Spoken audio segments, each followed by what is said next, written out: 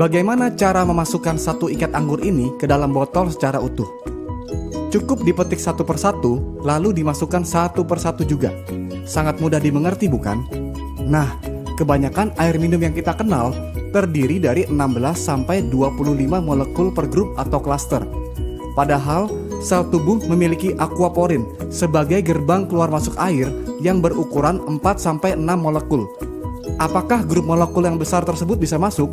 Bisa, namun lebih lambat. Maka dari itu ada rasa kembung, jadi malas minum akibatnya dehidrasi. Berarti kalau molekulnya kecil bisa keluar masuk sel tubuh dengan jauh lebih cepat. Dengan cara apa dikecilkan? Elektrolisis. Apakah itu? Grup molekul air yang lebih besar diberi aliran listrik yang tepat, sehingga menjadi grup molekul yang lebih kecil supaya mudah keluar masuk aquaporin. Istilahnya adalah microcluster. Logikanya begini, jika ada sepasang magnet dengan dua kutub yang berbeda dan saling berhadapan akan tarik-menarik.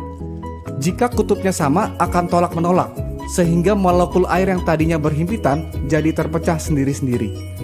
Belum lagi, di inti sel terdapat ion positif yang membuat molekul air yang berion negatif ini tertarik masuk ke dalamnya dan meninggalkan ion negatif di membran atau dinding sel, sehingga sel tubuh pun menjadi tidak lengket. Mengapa air ini penting sekali? Karena kerjanya berdampingan dengan detak jantung. Ketika jantung berdetak, sel berkontraksi sehingga terkompres dan mengeluarkan karbon dioksida dan toksin atau racun. Inilah yang disebut dengan detoksifikasi. Lalu jantung berdetak lagi dan sel mengembang lagi, kemudian menarik oksigen dan nutrisi. Proses ini terjadi di dalam hemoglobin, yang adalah protein yang mengandung zat besi di dalam sel darah merah yang berfungsi sebagai pengangkut. Detak jantung ini ada voltasenya. Manusia sehat dan normal berada di voltase 120 mV. Karena semakin tua dan pengaruh oksidasi, voltasenya akan turun bertahap ke 100 mV, lalu ke 80 mV. Jika sampai menyentuh 60 mV sudah sangat berbahaya, karena disinilah titik tubuh dalam kondisi kronis. Karena oksidasi itu adalah proses penuaan atau karat yang secara langsung mempengaruhi zat besi dalam hemoglobin. Akibat oksidasi adalah tubuh menjadi asam, lalu muncul berbagai penyakit kronis seperti kanker, diabetes, inflamasi, dan sebagainya. Berarti air yang baik sangat dibutuhkan oleh tubuh. Sumber air yang dikenal berkhasiat terbentuk akibat tersambar petir dan pergesekan dengan batu-batuan di alam. Tetapi mata air seperti ini sangat terbatas jumlahnya.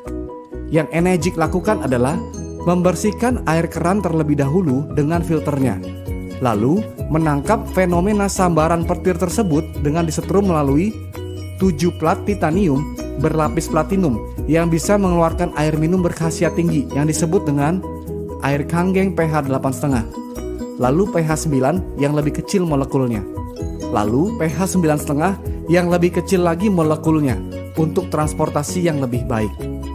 Jika ukuran kemampuan elektrolisis adalah kombinasi antara power, amperage, dan surface area, maka ini adalah faktor kunci dalam memilih sebuah mesin. PEU adalah Potential Electrolysis Unit. SD501 memiliki 230 watt, 2,5 ampere, dan 466 square inch, sama dengan 267.950 PEU.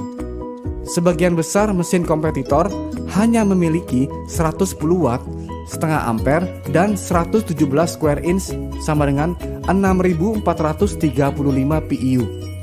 Berarti kemampuan mesin kompetitor hanya 2,4% saja dari SD501.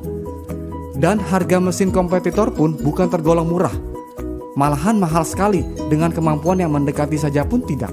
Hanya harganya saja yang mendekati. Belum lagi harus betul-betul teliti apakah power supply-nya transformer atau switch mode. Transformer adalah alasan mengapa sebuah mesin disebut alat kesehatan karena tegangannya stabil. Sedangkan switch mode tegangannya naik turun alias tidak stabil. Alasannya supaya hemat energi, padahal supaya pelatnya tidak meleleh karena bahannya mesh yang lebih murah. Saya perjelas, ini ada bolam 100 watt dengan filamen yang tebal. Yang ini bolam 40 watt dengan filamen yang tipis. Jika bola 40 watt dinyalakan di tegangan 100 watt akan putus karena tidak mampu menahan daya yang tinggi. Demikian halnya dengan plat yang digunakan di dalam mesin. Mengapa daya tinggi yang stabil sangat dibutuhkan? Karena tujuan ionisasi air adalah untuk menstruktur ulang molekul. Molekul air adalah H2O. Lalu gugus kimianya diilustrasikan seperti ini. Jika dua molekul air diberi 2 elektron, akan menghasilkan gas hidrogen dan 2 hidroksil yang berguna dalam proses detoksifikasi di atas. Karena yang kita inginkan adalah hasil air seperti ini dengan mesin Enegic, bukan hasil air seperti ini yang kadang jadi, kadang tidak. Maka dari itu, jarang sekali ada kesaksian lokal yang nyata dari mesin kompetitor. Minumnya pun jadi tidak percaya diri kalau airnya belum pasti jadi. Nah, gas hidrogen yang larut dalam air inilah yang hanya bisa dinikmati oleh pemilik mesin saat air keluar langsung dari mesin. Inilah antioksidannya. Begitu air yang berantioksidan tinggi diminum, yang terjadi adalah voltase tubuh akan di-charge kembali ke voltase normal. Tolak ukur antioksidan adalah ORP, Oxidation Reduction Potential. Lalu hidroksil inilah yang menyebabkan airnya menjadi alkalized atau basa secara elektrik, bukan karena tambahan bahan kimia. Karena rasio hidroksil berubah, maka menyebabkan pH menjadi ikut naik. pH adalah singkatan dari potential of hydrogen. Semakin tinggi rasio hidroksil, akan semakin tinggi pula hidrogen yang dihasilkan. Akibatnya adalah jika asam menjadi basa, maka sel kanker dan penyakit akan mati dengan sendirinya karena bukan lingkungannya untuk berkembang biak. Berapa lama waktu yang dibutuhkan untuk membersihkan seluruh tubuh? Contoh, jika berat tubuh seseorang adalah 80 kilo dan 75% tubuh manusia adalah air, maka berat air dalam tubuhnya adalah 60 kilo, yang berarti tubuhnya terdiri dari 60 liter air. Jika minum 4 liter per hari, maka perlu 15 hari atau sekitar 2 minggu untuk bersih-bersih. Jika minum 2 liter per hari, maka perlu 30 hari atau 1 bulan untuk bersih-bersih. Lalu, apakah air ini segala-galanya? Tidak. Masih perlu pola makan, istirahat, olahraga, dan kontrol emosi yang baik. Tetapi jangan lupa, air adalah unsur yang paling banyak di badan, 75%. Jadi cara pertama untuk sehat adalah bereskan dulu yang paling banyak di badan. Maka dari itu, change your water, change your life.